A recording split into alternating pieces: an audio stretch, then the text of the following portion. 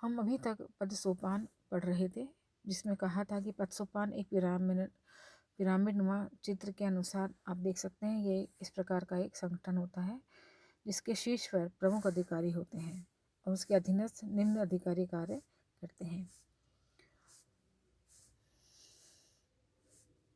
इस पिरामिड में हमें समझ में आता है कि क के नीचे ख नाम का व्यक्ति कार्य करता है, ख के नीचे ग है, ग के नीचे घ है और घ से नीचे न है, न के नीचे च है। अर्थात कोई भी फाइल जो है वो क से पहले ख को हो जाएगी, ख से फिर वो ग को जाएगी। इस प्रकार ये हर श्रृंखला से होती हुई निकलती है। तो सूचनाएं भी इसी प्रकार से ऊपर से लेकर नीचे की ओर ट्रेवल करती हैं। अर्थात यदि च को ट से संपर्क करना है तो वह सीधा संपर्क नहीं कर सकता, उसे क्रमशः ड ग घ ख तथा क तक ऊपर जाना होगा, फिर क से छ छ जय और नीचे तक उतरना होगा। इस प्रकार च से कोई पत्र यदि ट तक जाना है तो उसको 20 स्तरों से होकर गुजरना पड़ता है। इसके कुछ लाभ भी हैं, जैसे प्रत्येक संगठन में आदेश की एकता रहनी आवश्यक है, जिसे केवल पद सोपान की व्यवस्था के द्वारा ही प्राप्त किया जा सकता है। दूसरा, पद सोपान को संगठनात्मक समन्वय, एकजुटता और अनुशासन का आधार माना जाता है, क्योंकि इसमें संगठन की विभिन्न इकाइयाँ आपस में जुड़कर एक संयुक्त ढांचे का निर्माण करती हैं। तीसरा, यह व्यवस्था संगठन में नीचे से ऊपर और ऊपर से नीचे के संपर्क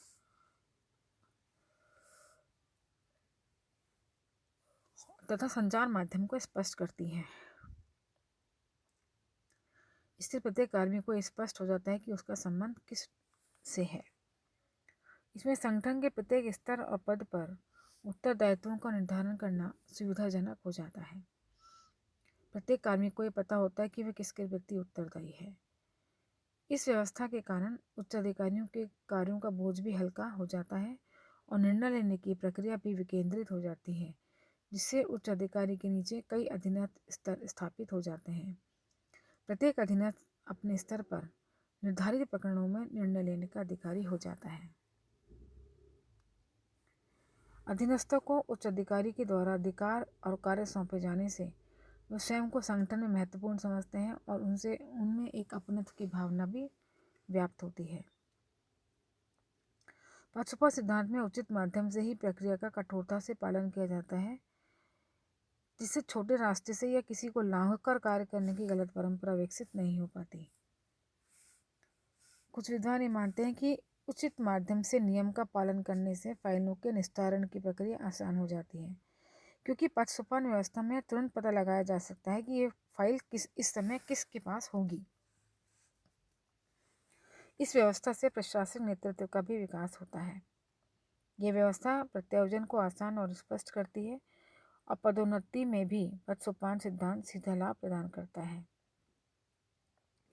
परंतु इसकी कुछ हानियां भी हमें दिखाई देती हैं। पहला, निम्न स्तर के संगठन के उद्देश्यों और कार्य के प्रति उनकी रुचि और तत्परता नहीं रहती, क्योंकि उन्हें संगठन की नीतियों का पता ही बाद में चलता है। दूसरा, इससे प्रशासनिक संगठनों में लचीलापन नहीं रह जाता। इस व्यवस्था के कारण सफलता विफलता मुख्य संगठन के मुखिया की इच्छा पर निर्भर करता है।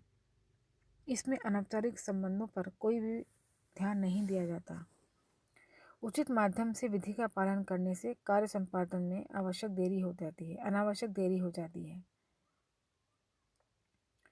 पशुपालन व्यवस्था में फाइल एक एक सोपान तय करती, लेकिन यह आवश्यक नहीं है कि सभी स्तरों पर सारे कार्मिक योग्य और कुशल हों। इस सिद्धांत को संगठन में अपनाने से रूढ़िवादिता, कठोरता और पहल न करने की भावनाएं जन्म लेती हैं। ये व्यवस्था संगठन के कार्मिकों में उच्च और निम्न का भेद भी उत्पन्न कर देती है। पद सोपान की कमियों को और दोषों से मुक्ति के लिए सरल तरीके इस प्रकार हैं। 2 प्रकार है, स्तर लांघकर या सेतु बांधकर। पद सोपान व्यवस्था में क्रमशः एक एक सीढ़ी या स्तर पर आने जाने का नियम है।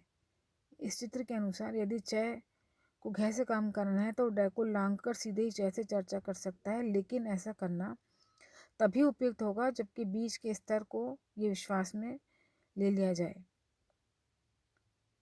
भारत और ब्रिटेन में कुछ राजनेताओं ने इस प्रयोग का सफलतापूर्वक भी कार्य किया है। दूसरा है सेतु बांधकर, यानी पुल बांधकर, ब्रिज बांधकर, जिसको हम हेनरी फ्योन ने इसे गैंग प्लाग भी नाम दिया है, जिसका शब्दकोश अर्थ है नाव के अंदर या बाहर चलने के लिए किसी लकड़ी का प्रयोग। अर्थात जब संगठन में दो समस्तरीय पदधारक कार्मिकों को परस्पर संवाद स्थापित करना हो तो निर्धारित प्रक्रिया को अपनाए बिना सीधे ही आपस में चर्चा कर ली जाती है, जिसे हम पुल बांधना भी कहते हैं, और इसे हेनरी फ्योन ने गैंग प्लाग का नाम भी दिया है।